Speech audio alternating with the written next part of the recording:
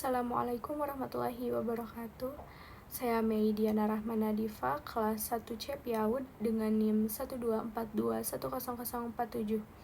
Di sini saya ingin memenuhi tugas UTS mata kuliah Sejarah Peradaban Islam, yaitu dengan membuat video menjawab pertanyaan-pertanyaan. Soal yang pertama adalah jelaskan pengertian peradaban Islam. Nah, peradaban Islam sendiri adalah deskripsi kehidupan manusia umat muslim masa silam yang mengalami kemajuan sebagai hasil cipta, rasa, terus kursa mereka yang dijiwai oleh ajaran Islam dalam berbagai aspek kehidupan manusia untuk menuju suatu kemajuan. Nah, soal yang selanjutnya adalah berikan contoh perkembangan peradaban Islam di masa Rasulullah dan Khulafaur Rasyidin yang berpengaruh terhadap kemajuan umat muslim.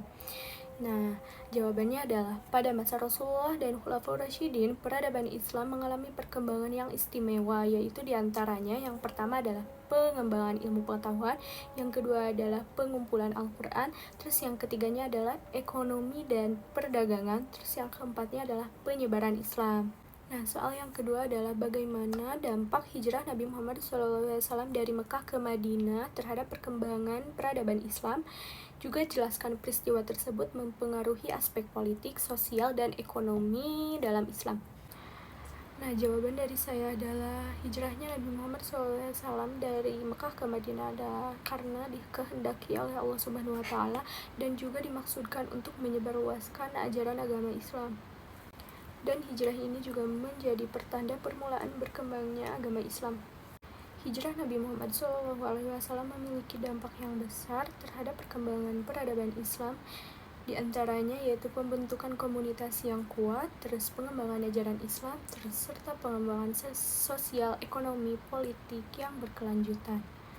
Terus, dari segi politik, hijrah menciptakan sistem pemerintahan yang terstruktur dan terhitung dalam aspek sosial. Hijrah memperkuat solidaritas dan persatuan di antara umat. Nah, sementara itu, dalam aspek ekonomi, hijrah mendorong kerjasama dan pengembangan sistem ekonomi yang adil. Nah, soal yang nomor 3 adalah bandingkan perkembangan ilmu pengetahuan pada masa dinasti Umayyah dan dinasti Abbasiyah, serta jelaskan faktor-faktor apa saja yang menyebabkan perkembangan ilmu pengetahuan di kedua masa tersebut. Jawabannya adalah yang pertama, perkembangan ilmu pengetahuan pada masa dinasti Abbasiyah lebih maju dibandingkan masa dinasti Umayyah. Yang keduanya adalah dinasti Umayyah lebih terfokus pada pengembangan atau perluasan wilayah dan kestabilan politik seperti bertambahnya wilayah, interaksi budaya, keamanan, pengaturan administratif.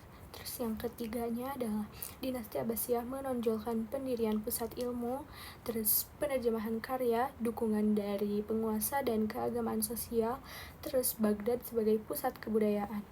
Nah, selanjutnya soal nomor 4, yaitu apa yang dimaksud dengan zaman keemasan Islam, serta sebutkan tokoh-tokoh ilmuwan muslim yang berkontribusi besar pada masa zaman keemasan Islam ini, dan juga sebutkan bidang ilmu yang mereka kembangkan. Nah, jawabannya adalah zaman keemasan Islam ini adalah periode yang sangat penting dalam sejarah di mana umat Islam memberikan kontribusi luar biasa terhadap perkembangan ilmu pengetahuan, seni, dan budaya. Zaman ini terjadi pada masa Khalifah Abbasiyah, yaitu sekitar tahun 750 sampai 1258 Masehi atau abad ke-8 hingga abad ke-13. Tokoh-tokoh ilmuwan muslim yang ikut berkontribusi dalam masa zaman keemasan Islam ini adalah yang pertama, Al-Khwarizmi, yaitu pada periode 780 sampai 850 Masehi pada bidang matematika dan astronomi. Yang kedua, Ibnu Sina, yaitu pada periode 980 sampai 1370 Masehi, yaitu pada bidang kedokteran dan filsafat. Terus ada Al-Razi, yaitu pada 860 Masehi sampai 925 Masehi, yaitu pada bidang kedokteran dan kimia. Terus yang keempat ada Al-Farabi, yaitu 872 sampai 950 Masehi pada filsafat dan ilmu sosial. Yang kelima adalah Ibnu Rushd, yaitu pada 1126 sampai 1198 Masehi, yaitu pada bidang ilmu filsafat dan kedokteran. Terus yang keenam adalah Al-Biruni yaitu 973 sampai 1048 yaitu pada bidang astronomi dan geografi. Nah, yang selanjutnya yang ketujuh adalah Ibnu Khaldun yaitu pada 1332 sampai 1406 Masehi yaitu pada bidang sosiologi dan sejarah. Terus yang kedelapan adalah Al-Ghazali yaitu pada 1058 sampai 1111 Masehi dalam bidang teologi dan filsafat. Terus soal selanjutnya yaitu soal yang kelima, yaitu jelaskan bagaimana pengaruh kebijakan toleransi beragama yang diterapkan pada masa pemerintahan Kekhalifahan Umayyah dan Abbasiyah terhadap kehidupan masyarakat. Nah, berikan contoh konkret dari kebijakan tersebut dan bagaimana dampaknya bagi kemajuan peradaban Islam. Jawabannya adalah kebijakan toleransi beragama yang diterapkan membawa dampak yang besar terhadap kehidupan masyarakat sebagai berikut. Yang pertama adalah keharmonisan sosial, karena masyarakat yang beragama dapat hidup berdampingan tanpa ketakutan atau penindasan maupun diskriminasi. Nah, yang kedua adalah perkembangan ilmu pengetahuan, yaitu toleransi beragama menciptakan lingkungan yang kondusif bagi kolaborasi antara ilmuwan dari berbagai latar belakang.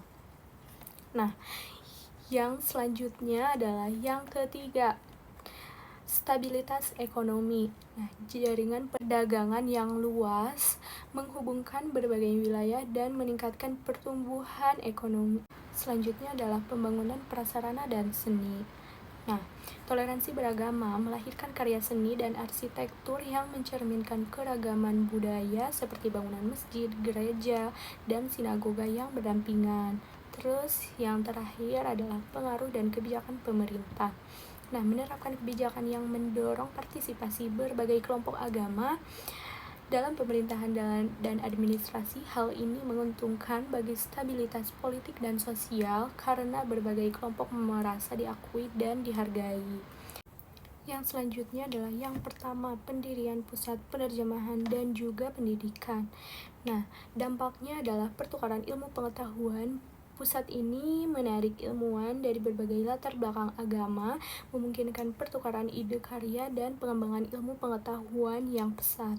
Nah, yang kedua adalah kerjasama dalam perdagangan. Dampaknya adalah pertumbuhan ekonomi dan inovasi, keberagaman produksi, jaringan perdagangan yang luas menghubungkan berbagai wilayah, meningkatkan interaksi ekonomi dan pertumbuhan ekonomi.